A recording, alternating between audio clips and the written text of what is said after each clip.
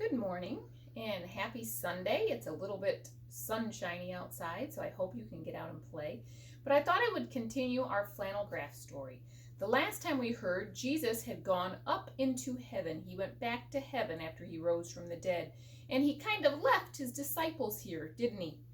And after Jesus went back to heaven, his disciples met together. Now, there were only 11 of them, because remember, Judas betrayed Jesus and he was no longer a disciple. So there were only 11 of them. But they decided that they did need 12, because sometimes when they went out to tell people about Jesus, it was nice to have a friend to go out with so they could go out in pairs. Well, if there were 11, they couldn't do that.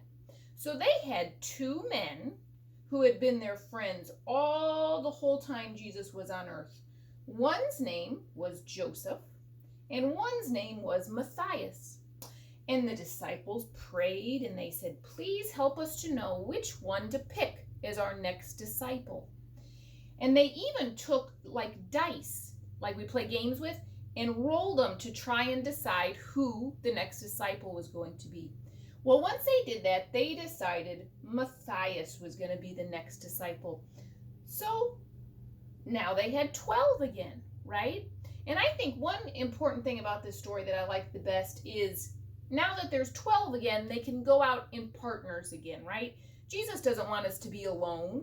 And when we tell people about Jesus, take a friend with you. Sometimes it's nice to have another friend there to tell other people about Jesus.